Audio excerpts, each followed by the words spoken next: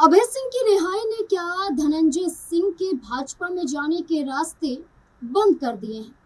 जो धनंजय सिंह ब्रिजभूषण शरण सिंह के साथ चर्चाओं में आए थे, जिस धनंजय सिंह ने चुनाव के दौरान भाजपा प्रत्याशी को समर्थन साथ ये कोशिश की थी कि भाजपा में जाने के रास्ते अब खुल गए हैं। क्या अभय सिंह से रही दुश्मनी और अब हुई रिहाई के बाद उनके ही सपनों पर पानी फिर गया है?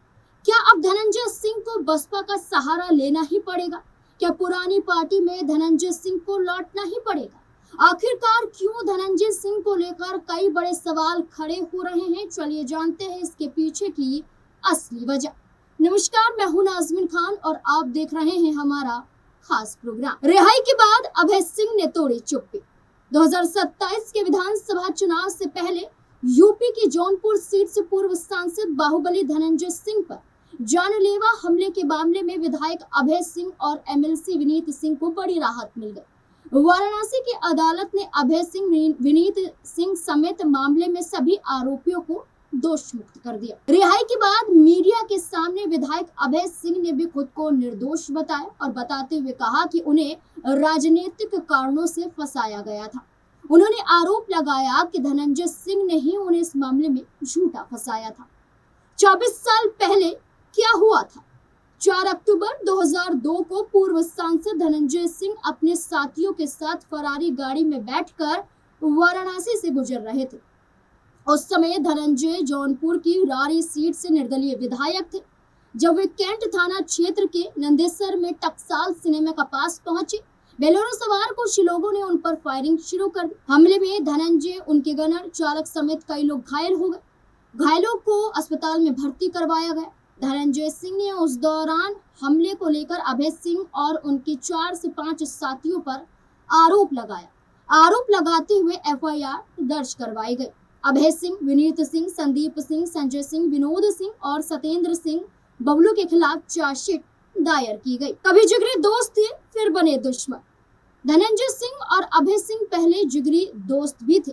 लखनऊ यूनिवर्सिटी की राजनीति में दोनों सक्रिय थे।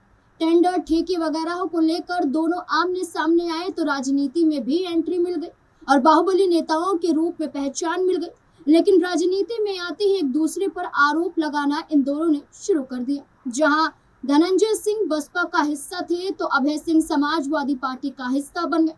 धनंजय सिंह का दावा था उस दौरान कि अभय सिंह से मिलने के बाद उनके हर केस में उन्हें भी आरोपी बनाया गया। बाद में राजनीति में सक्रिय हुए तो राजनीतिक कारणों से मुकदमे लदते चले गए। उधर अभय सिंह ये दावा करते हुए नजर आए कि 2 दशक पहले लखनऊ यूनिवर्सिटी छात्र संघ चुनाव से पहले मेरे ऊपर सिर्फ एक मारपीट का मुकदमा ही दर्ज था। इसके बाद सारे मुकदमे दर्ज होते चले गए। कई मुकदमे बिना आरोप के भी दर्ज हुए। कई में धनंजय सिंह के अपराध में मुझे भी आरोपी बनाया गया और 2002 में हुए हमले से पहले ही दोनों की कट्टरता जग जाहिर हो गई, क्योंकि दोनों ही एक दूसरे पर आरोप लगाने लगे और एक दूसरे के विरोध में उतर गए। बीजेपी के टिकट पर लड़ेंगे अभय सिंह चुनाव। जहां लोकसभा चुनाव 2024 के दौरान सपा के बाबू सिंह कुशवाहा को छोड़ बसपा को छोड़कर धनंजय सिंह ने भाजपा के कृपा शंकर सिंह को समर्थन दिया था। जहां भाजपा बाहुबली नेता ब्रिजभूषण के घर पर भी पहुंचे थे धनंजय सिंह। माना जा रहा था कि वे भाजपा में जल्द शामिल हो सकते हैं या विधानसभा चुनाव के आसपास शामिल हो सकते हैं, लेकिन धनंजय सिंह की बजाय अभय सिंह ने बाजी मार ली। सपा के बागी विधायक अभय सिंह ने एक निजी चैनल को दिए इंटरव्यू में माननीय न्यायालय का आभार व्यक्त किया। जब उनसे पूछा गया कि चुनाव को लेकर उनकी क्या तैयारी है, इस सवाल के जवाब में उन्होंने कहा कि वे गोसाईगंज से फिर चुनाव लड़ेंगे, जहां से उन्होंने चुनाव जीता था। जब उनसे पूछा गया कि अगर भाजपा टिकट देती है तो क्या बीजेपी से चुनाव लड़ेंगे, इस सवाल के जवाब में उन्होंने कहा कि बिल्कुल वे चुनाव लड़ेंगे। अपने राजनीतिक रुख पर बात करते हुए अभय सिंह ने भारतीय जनता पार्टी की जमकर तारीफ की। उन्होंने कहा कि बीजेपी एक राष्ट्रवादी पार्टी है और देश के हित में काम करने की क्षमता उसी में है। अभय सिंह ने कहा, क्षेत्रीय दलों की सोच सीमित होती है, जबकि हमारी विचारधारा भाजपा से मेल खाती है। जो श्री राम के साथ है, हम उनके साथ। 2 दुश्मन एक दल में मुश्किल, एक कहावत राजनीति में फिट बैठती है। कि एक मयान में दो तलवार नहीं हो सकती हैं, यानी कि दो कट्टर दुश्मन कभी एक साथ नहीं आ सकते हैं। और ऐसा नजर भी आ रहा है। जहां भाजपा के पाले में लड्डू ही लड्डू हैं, वहीं धनंजय सिंह की कोशिशों के बीच अभय सिंह ने खुलकर भाजपा का साथ दे दिया। कह दिया कि वो भाजपा के विचार को समर्थन करते हैं, भाजपा को साथ देते हैं, भाजपा का साथ उनका यहाँ नजर आता है कि उन्हें भाजपा का साथ मिलना चाहिए और भाजपा को भी साथ देना चाहिए। भाजपा साथ देती है तो अपनी विधानसभा सीट पर भाजपा के टिकट से चुनाव लड़ने के लिए अभय सिंह तैयार है। अब वहीं धनंजय सिंह के लिए भाजपा के दरवाजे बंद नजर आ रहे हैं, क्योंकि अभय सिंह के साथ वो भाजपा में नहीं रह सकते हैं, ऐसा सूत्रों के हवाले से अभी चर्चाओं में है। ऐसे में या तो वो विधानसभा में निर्दलीय तौर पर चुनाव में उतर सकते हैं धनंजय सिंह, जैसे उनकी पत्नी श्रीकला सिंह ने जौनपुर से लोकसभा का निर्दलीय चुनाव लड़ा था, या फिर अपनी पुरानी पार्टी बसपा में जाने का फैसला कर सकते हैं। रसूखदार रहा है धनंजय सिंह का सियासी सफर। पूर्व सांसद धनंजय सिंह का सियासी सफर रसूखदार रहा।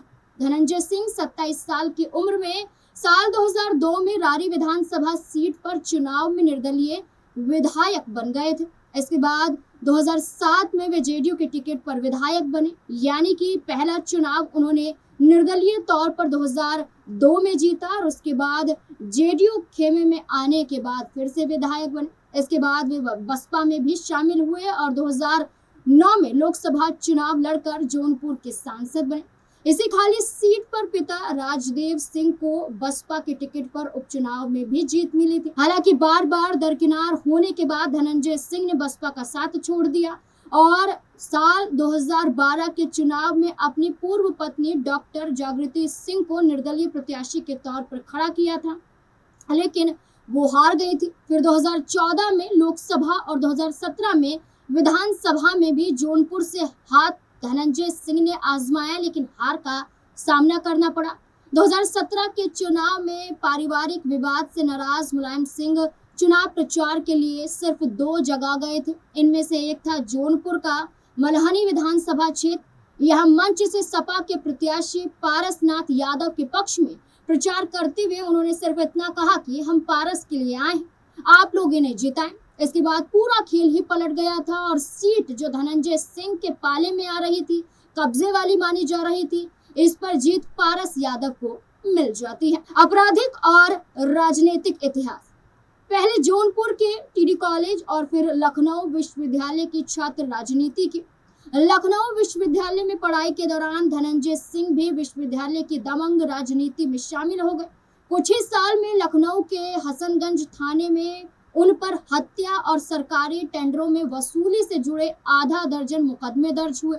1998 तक 50,000 के इनामी बन चुके धनंजय सिंह पर हत्या और डकैती समेत 12 मुकदमे दर्ज हो चुके थे। तारीख 17 अक्टूबर 1998 थी। पुलिस को सूचना मिली थी कि 50,000 का इनामी अपराधी धनंजय सिंह 3 अन्य लोगों के साथ भदोही मिर्जापुर रोड पर बने एक पेट्रोल पंप पर डकैती डालने वाला है। इस पर स्थानीय पुलिस ने पेट्रोल पंप पर छापा मारा था और मुठभेड़ में मारे गए 4 लोगों में एक को धनंजय सिंह बताकर मृत घोषित कर दिया गया था। सच ये है कि धनंजय सिंह उस वक्त जिंदा थे और फरार हो गए थे, लेकिन ये दिखाया गया था कि धनंजय सिंह की हत्या हो चुकी है या कहें कि उन्हें मृत घोषित कर दिया गया था। लेकिन कई महीने तक अपनी मौत की खबर छुपा रहे धनंजय सिंह सामने ही आ जाते हैं। फरवरी 1999 में जब वे पुलिस के सामने पेश हुए तब भदोही फेक एनकाउंटर का राज खुला। धनंजय के सामने आने के तुरंत बाद मामले में मानवाधिकार आयोग की जांच बैठी और बाद में फेक एनकाउंटर में शामिल 34 पुलिसकर्मियों पर भी मुकदमे दर्ज हुए थे। इसके साथ साथ टकसाल सिनेमा शूट आउट मामला भी सामने आया था, जहां शुरुआत में आपको बताया गया अभय सिंह ने हमला करवाया था, ऐसा कहा गया था धनंजय सिंह द्वारा। इसके बाद जुलाई 2018 में बागपत जेल में मारे गए मुन्ना बजरंगी की पत्नी सीमा सिंह ने अपने पति की हत्या की साजिश का आरोप धनंजय सिंह पर लगाया था। पुलिस को दी अर्जी में उन्होंने कहा था कि धनंजय सिंह ने उनके पति की हत्या इसलिए करवा दी थी क्योंकि वे 2019 का लोकसभा चुनाव जौनपुर से लड़ना चाहते थे, लेकिन धनंजय सिंह को ये बर्दाश्त नहीं हुआ। दूसरी पत्नी पर घरेलू नौकर की हत्या का आरोप लगा। धनंजय सिंह ने 3 शादियां की थी। उसकी पहली पत्नी ने शादी के 9 महीने बाद ही संदिग्ध परिस्थितियों में आत्महत्या कर ली थी।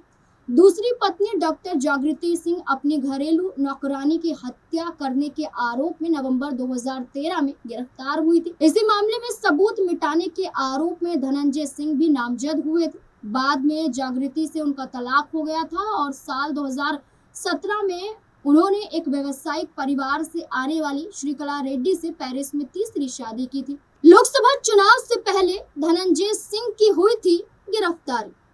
लोकसभा चुनाव से पहले जौनपुर की एमपी एमएलए कोर्ट ने नमामि गंगे परियोजना प्रबंधक अभिनव सिंघल से जुड़े 4 साल पुराने अपहरण मामले में पूर्व सांसद धनंजय सिंह को 7 साल की सजा सुनाई थी। इसके अलावा अदालत ने उन पर 50,000 का जुर्माना भी लगाया था। हालांकि हाईकोर्ट में फैसले को चुनौती देने के बाद जमानत मिल गई थी, लेकिन इसके बाद कोडीन कफ सिर्फ विवाद में धनंजय सिंह का नाम आया था, लेकिन सभी आरोपों को धनंजय सिंह ने खारिज कर दिया था। हालांकि अब ये देखना होगा कि तमाम आरोपों के बावजूद, गिरफ्तारियों के बावजूद आज धनंजय सिंह उत्तर प्रदेश की राजनीति में एक बाहुबली नेता के रूप में जाने जाते हैं। 2 बार के विधायक हैं, 1 बार के सांसद हैं, बसपा के साथ भी रहे हैं, चुनाव भी जीता है और ऐसे में ये कोशिशें जारी हैं कि धनंजय सिंह क्या फैसला लेंगे। क्या अब धनंजय सिंह विधानसभा चुनाव को नजदीक आता देख कोई बड़ा फैसला लेंगे? क्या निर्दलीय चुनाव लड़ेंगे या बसपा का सहारा लेंगे? क्योंकि भारतीय जनता पार्टी के दरवाजे मानो अभय सिंह के एक ऐलान के बाद बंद माने जा रहे, सूत्रों के हवाले से ऐसा कहा जा रहा है। लेकिन अब देखना होगा कि क्या फैसला धनंजय सिंह लेंगे।